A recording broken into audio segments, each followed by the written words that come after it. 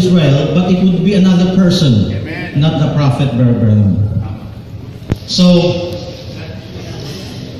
it would not be a Gentile that will introduce the gospel to Israel. There are many Jews today who are becoming Messianics.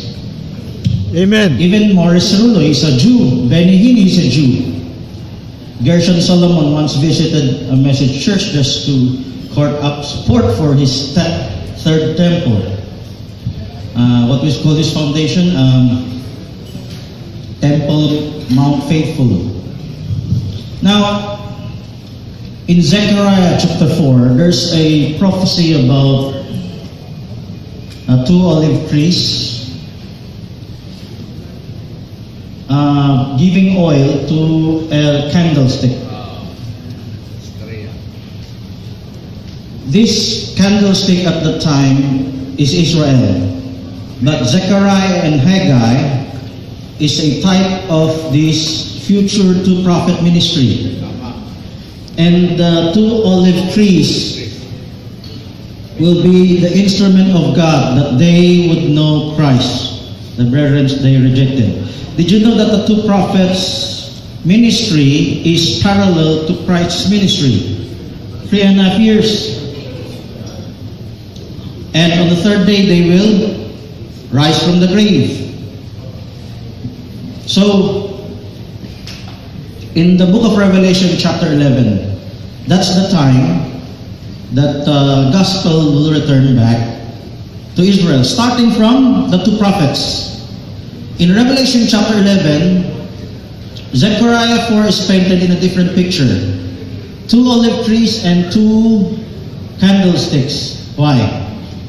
At that time, Israel, though she be blessed by God materially, like the Muslims, she has not yet fully returned, being restored spiritually. Hosea 6:2, could you open up? Hosea 6:2. After 2 days, He will revive us. In the third day, we will live in His sight. These 2 days is these 2,000 years of church ages. The third day is the millennium. After 2 days, that will be the tribulation period.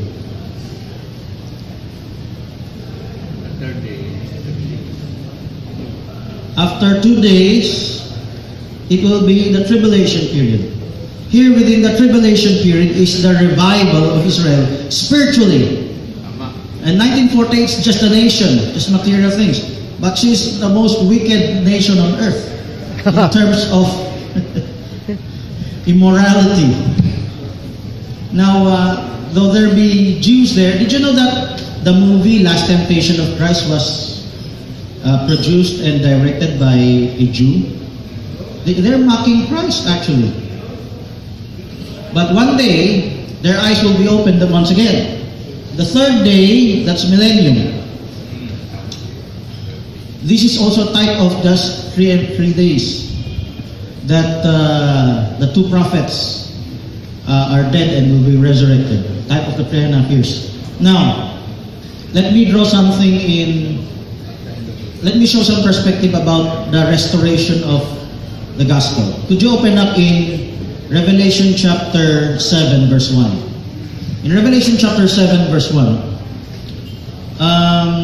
there is this angel ascending from the east.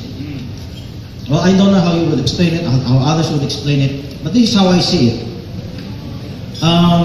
The angel ascending from the east is the gospel angel that started out in the Middle East. And you don't imagine if it's just ascending out of the earth, you go into space. But you look at the east and you see an angel ascending up in the sky. Let's say it's an airplane. It's not really going to space. It's actually going east-westward. You look at the east and you see an angel ascending up. It's not going up to space. It's like an airplane. It's just actually ascending up to the east. Is just running westward. Passing overhead. Eventually, if it's going up to the east. So, that's verse 2. They're holding back the four winds. During the time of Kennedy, John F. Kennedy, he went toe-to-toe with Khrushchev. The world almost went into World War III. If some of you knew about it, everyone held their breath. Although that scripture could also apply in the time before the seal, for the 144,000 to be sealed, the tribulation. We had a preview in what year was Kennedy? 1965? 1963? 63? They went toe-to-toe. The world almost went to war. This world was almost annihilated then. But everything is in the hands of God.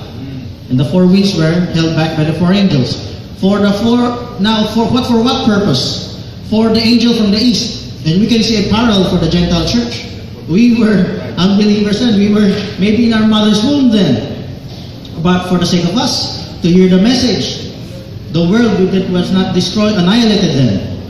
And the same for Israel. Now, the angel ascending from the east, having the seal of the living God. This seal is for Israel, but it passed through the Gentiles. That's why it went westward. So imagine this is the east. Ascending up of the east is not going to space, but by perspective, looking at the east, it's like an airplane passing overhead westward. It turned west. By the way, let me give you some idea about the north, south, east, west. North and south, there is a point in the globe. But when you say east and west, there's no point on earth. It's a direction. When you say east or west, it's a direction. It's not a point on earth. It's not a point in the globe. So when you say east, it's a direction. West is just a direction. So ascending from the east, it's going west until it goes back.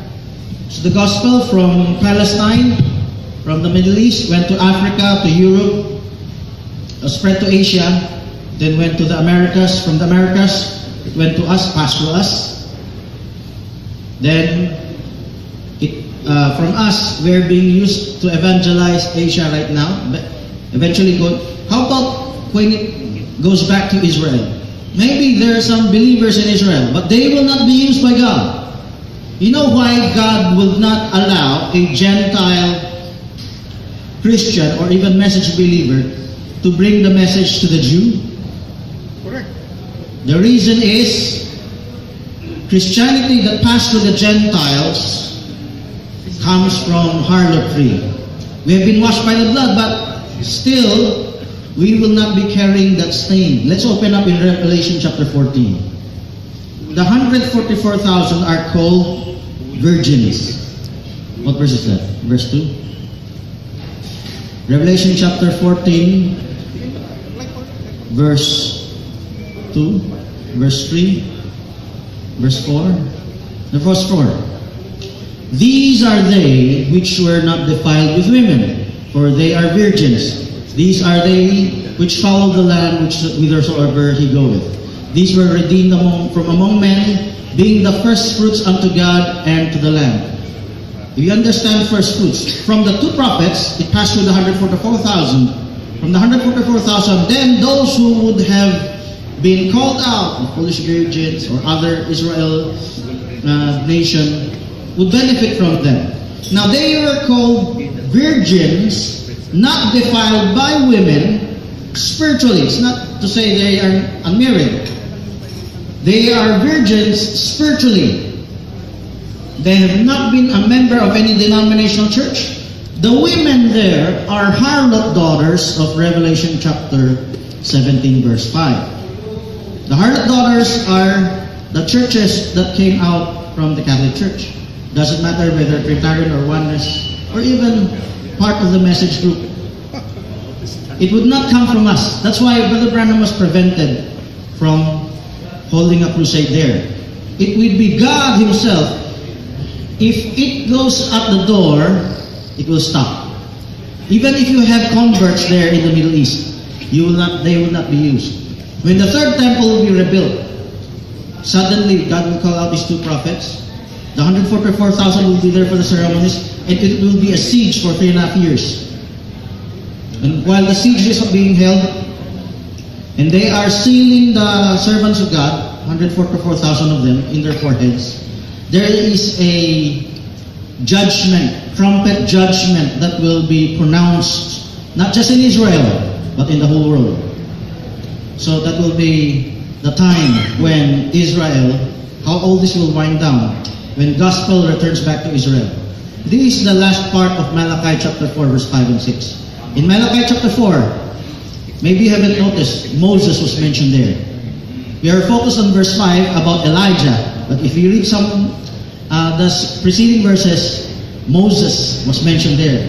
And this is the anointing of Moses and Elijah to these two prophets in the tribulation period. That's all. God bless you.